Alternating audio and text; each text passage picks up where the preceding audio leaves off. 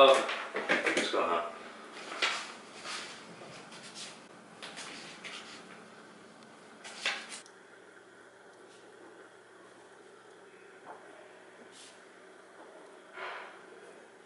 My name is Keith Porter. I'm the aftercare coordinator over here at Dimmick Detox. That's what I do. Is the first thing I come in the morning. I'll take a look at my census.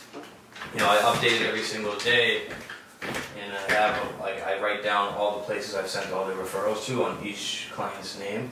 I call programs every day to check on bed availability. You know, and if they say they have so and so amount of beds, I look at my census and I see who's complete and where they sent their paperwork to.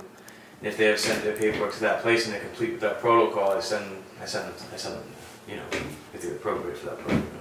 There could have been 3 beds this morning, but like 2 hours later, 2 beds have already been taken, there's 1 left. I average anywhere from 45, 50 calls a day, 50 to 75 emails, 35 to 40 paper psychosocials that come through. It's a constant flow of paper and people trying to access services. It would be great if I could answer every phone call, but if I try to get back to as many as I can. There's a lot of familiar names and faces, but there's also even more new names and faces because the epidemic of opiate addiction is just getting, you know, worse. We try to work together, the programs as best as we can, but sometimes if there's no space, there's no space. You know, in a perfect world, everyone that came out of here that was seeking aftercare would be able to get some kind of a stable environment, you know. So that's a problem, especially if you see somebody that comes in that has shown a real propensity for doing it correctly. They're going to give it an honest shot, and you know, they go to they take advantage of everything.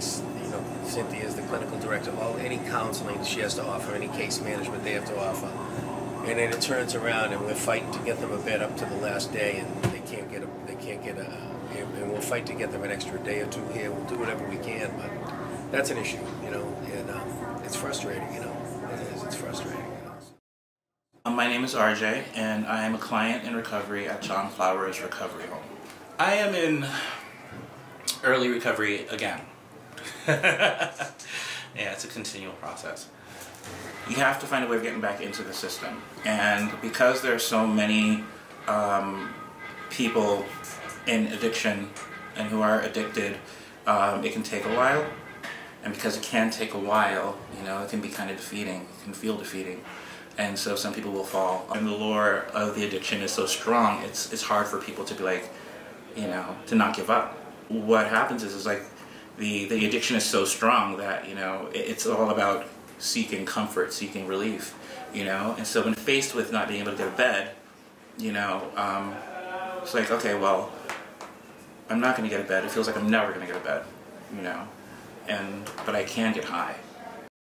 Staff is overworked because, you know, I'd imagine that it's not, it's a hard field to work in. All of our documentation is on paper, and we have to physically put it in the fax and fax it to programs, which can be a struggle sometimes because, you know, sometimes the fax doesn't go through, or we get confirmation that they went through but they really didn't.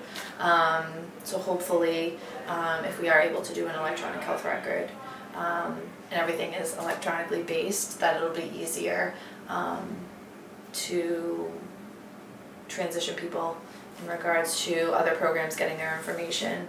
I like to get them out soon as they're complete with their protocol, so they're not here getting anxious, worrying about if they're going to get placed or not, or if they're going to get kicked out to the street or not, which I hate doing. You know, I like to be successful in placing them so they can get the treatment that they need, you know what I mean, instead of being placed back to the same old same where they come from, the street, falling off, getting high, and possibly dying. You know, what is out there, you know.